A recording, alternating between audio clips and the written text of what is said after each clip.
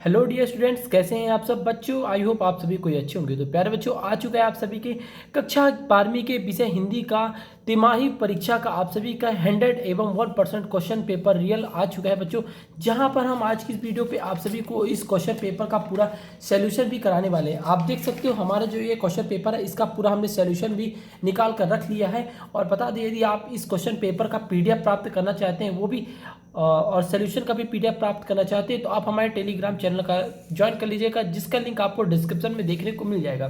तो चलिए प्यारे बच्चों, वीडियो स्टार्ट करते हैं, क्योंकि समय बहुत है कम और आप सभी को इस तैयारी बहुत जल्दी स्टार्ट कर देनी है, ताकि आप अपने एग्जाम में 80 में 80, जी हाँ बच्चों, आप अपने एग्जाम में 80 में 80 प्राप्त कर सकें। तो चलिए वीडियो स्टार्ट करते हैं। यहाँ पर बात की जाए आपकी समय सारणी की, तो समय आपको 3 घंटे का रहेगा और आपको यह पेपर 80 नंबर का होने वाला है। यहाँ पर कुछ निर्देश दिए गए हैं, जो नोट है ये आपके काम का है नहीं, तो इसे फिलहाल मैं बताऊंगा नहीं। हम चलिए आगे बढ़ते हैं, जो हमारे मेन काम का चीज़ है।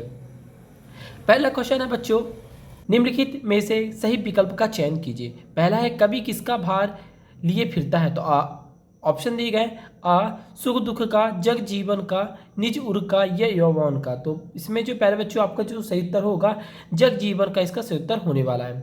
नेक्स्ट है बच्चों, बाजार कब जाना चाहिए। तो ऑप्शन है, जब मन खाली हो, जब मन खाली ना हो, जब मन अच्छा हो, जब मन अच्छा ना हो। तो यहाँ पर ऑप्शन दिया गया है ऑप्शन नंबर आ, जब मन खाली हो। ठीक है। अगला है बच्चों, टीवी पर प्रसारित खबरों में सबसे महत्वपूर्ण है विजुअल, नेट, बाइट या उपरोक्त सभी। तो आप बताओगे इसको, जो सही उत्तर होगा बच्चों आपका विजुअल होगा। ओके। नेक्स्ट है बच्चों आपका, हिंदी पद्य साहित्य को बांटा गया है। ऑप्शन है 4 कालों में, 3 कालों में, 5 कालों में, 6 कालों में। तो जो इसका सही उत्तर है बच्चों, 4 कालों में हिंदी पद्य साहित्य को बांटा गया है। अगला है बच्चों, जहाँ शब्द से काव्य की शोभा बढ़ती है वही अलंकार होता है। तो आपको बताना है, जहाँ शब्द से काव्य की शोभा बढ़ती है बच्चों, तो उसे हम कहते हैं शब्द अलंकार। तो ऑप्शन नंबर 22 का सही उत्तर हो जाएगा। नेक्स्ट है बच्चों, सिल्वर वेल्डिंग कहानी के नायक का नाम क्या था। तो यहाँ पर ऑप्शन दिए गए, यशोधर बाबू, कृष्णानंद पांडे, भूषण, या चौथा है चड्ढा। तो आप जो इसका सही उत्तर लगाओगे बच्चों, यशोधर बाबू इसका सही उत्तर हो जाएगा। चलिए बच्चों, इसके बाद आपका नेक्स्ट क्वेश्चन है, रिक्त स्थानों की पूर्ति कीजिए। पहला है, बिंदी बिंदी बिंदी रिक्त काल में बी रस के कवि कौन थे। तो यहाँ पर ऑप्शन देखिए आप, बिहारी या भूषण। तो आप बताओ कि बच्चों जो इसके कवि थे वो ये भूषण थे। ठीक है ना, तो भूषण में आप इसे टिक कर दोगे।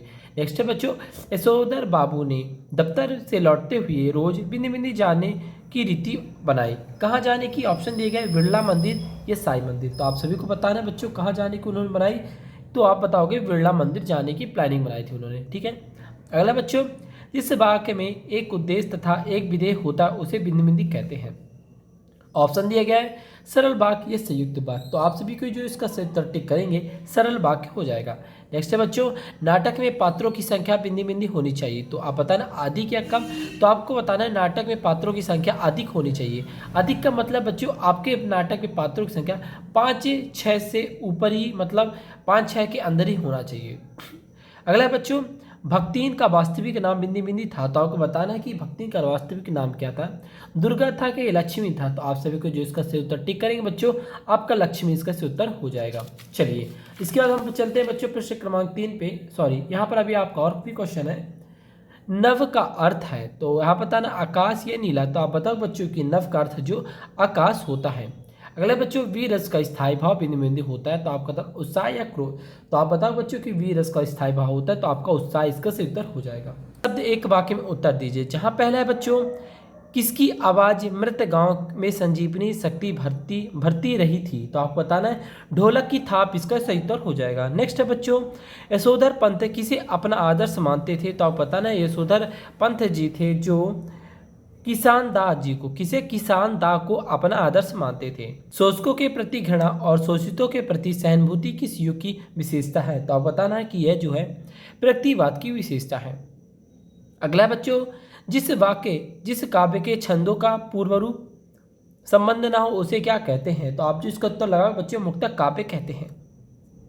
अगला है, एक गीत के रचनाकार कौन है। तो आपको बताना कि जो एक गीत का है, इसके जो रचनाकार हैं डॉक्टर हरिवंश राय बच्चन जी हैं। ठीक है। अगला बच्चों, रचना के आधार पर वाक्य कितने प्रकार के होते हैं। तो आप सभी को बताना है कि रचना के आधार पर जो वाक्य हैं बच्चों हमारे कितने प्रकार के होते हैं, 4 प्रकार के होते हैं। ठीक है बच्चों, चलिए, इसके बाद आता है बच्चों आपका प्रश्न क्रमांक 5, जहाँ पर आपसे पूछा गया है निम्नलिखित कथनों में सत्य असत्य का चयन कीजिए। पहला है परचेसिंग पावर का अर्थ क्रय शक्ति होता है, तो आपको बताना है कि जी हाँ सत्य होता है, तो आप इसका उत्तर लगा दो बच्चों सत्य। नेक्स्ट है करुण रस का स्थायी भाव रति होता है, तो आपको बताना है कि करुण रस का स्थायी भाव नहीं होता, तो आप इसको लगा दोगे असत्य। नेक्स्ट है कहानी का नाट्य रूपांतरण आजीवक होता है, तो आप बता दोगे असत्य। नेक्स्ट है कवि ने हार कर बात को कील की तरह ठोक दिया, तो जिसका उत्तर हो जाएगा सत्य। अगला है जीवनी सत्य घटनाओं पर आधारित होती है, तो आप बताओगे उसका उत्तर कि जी हाँ ये होती है, तो आप लगा दोगे इसका उत्तर सत्य।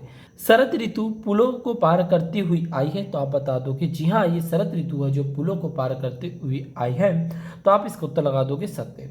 ठीक है, तो बच्चों इस प्रकार से आपके वैकल्पिक क्वेश्चन कंप्लीट हुए। अब यहाँ से आपके स्टार्ट होते हैं 2 2 3 3 4 4 नंबर वाले प्रश्न स्टार्ट होते हैं। तो चलिए बच्चों, आपको मैं पहले इस वीडियो पे आपको सभी क्वेश्चंस को अच्छे से समझाऊंगा, फिर इसको आपको लास्ट में इसके आंसर भी बता दूंगा।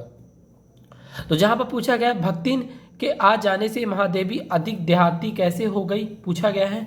अथवा पूछा गया कि ढोलक की आवाज़ का पूरे गांव पर क्या असर होता है, आपको बताना है कि जब ढोलक बजता है तो उसका कवि के अनुसार पूरे गांव में क्या असर होता है। प्रश्न क्रमांक 7 है बच्चे किस आशा की नीड़ों से झांक रहे होंगे अथवा भाषा को सहेलूत से बतराने से क्या अभिप्रिय है, कवि पूछ रहे हैं। प्रश्न क्रमांक 8 है यशोधर पंत ने किसानदा के क्वार्टर को भैंस क्यों कहा, मतलब किसानदा जिस जगह पे रहते थे उस जगह को किसानदा यशोदा पंत जी ने भैंस क्यों कहा।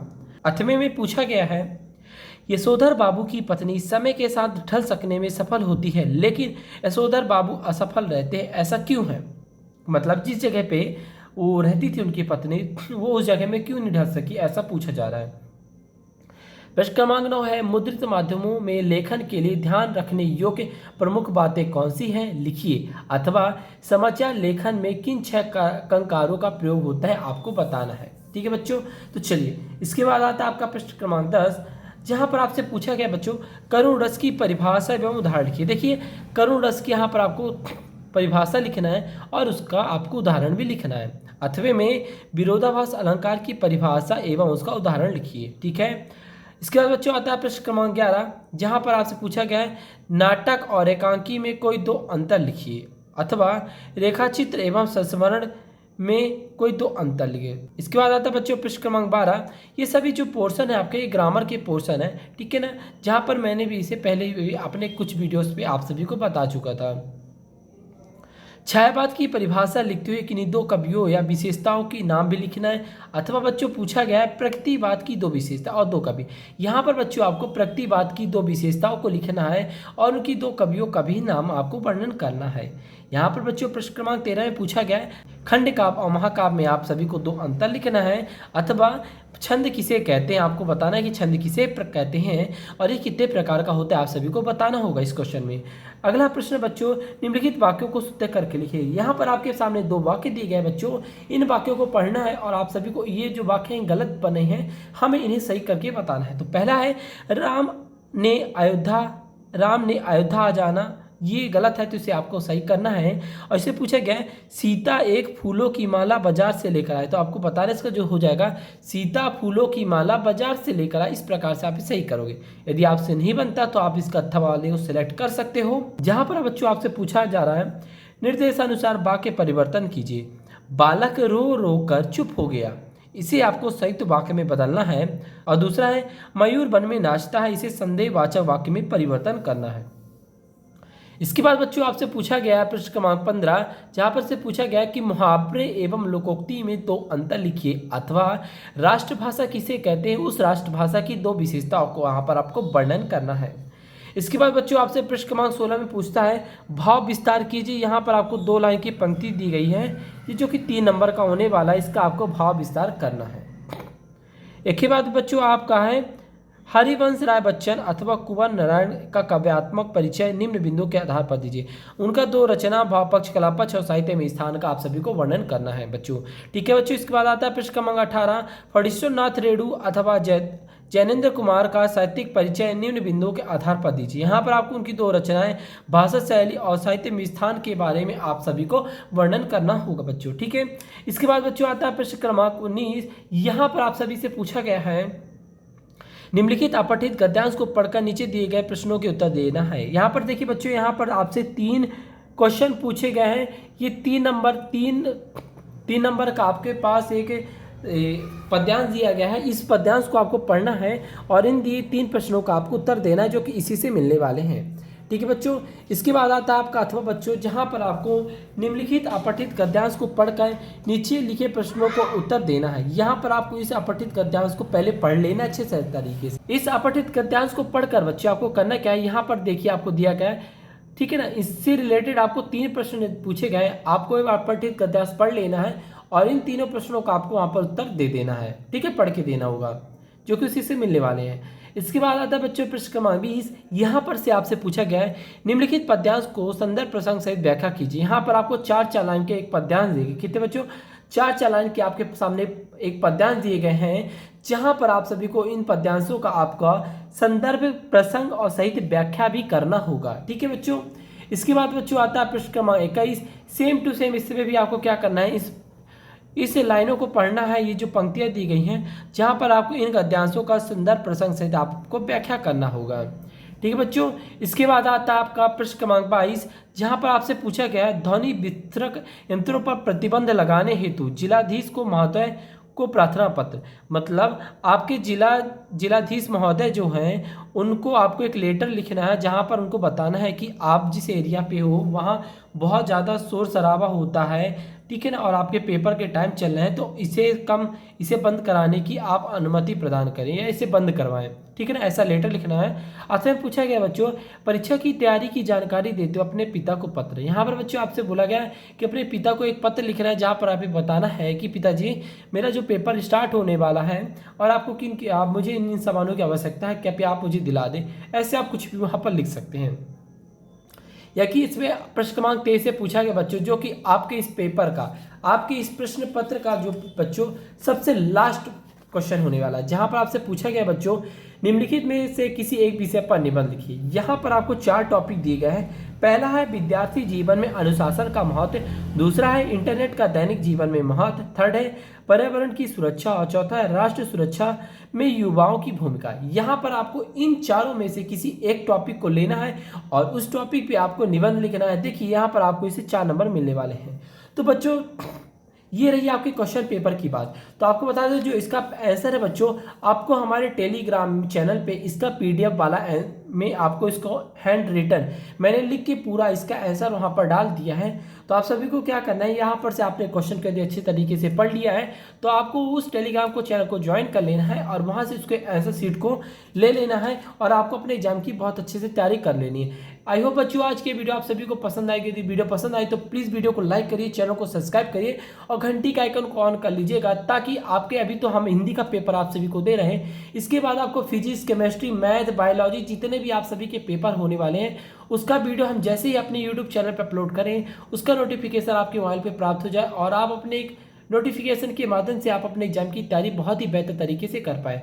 तो आज के लिए बस इतना ही। फिर दोस्तों फिर मिलते हैं नेक्स्ट वीडियो के साथ। और यदि आपने अभी तक अपने इस वीडियो को तो अपने दोस्तों तक शेयर नहीं किया है, टेलीग्राम, व्हाट्सअप सभी जगह, इंस्टा पे, तो सभी जगह आपको इस वीडियो को शेयर जरूर कर देना। सो बच्चों thanks for watching my video.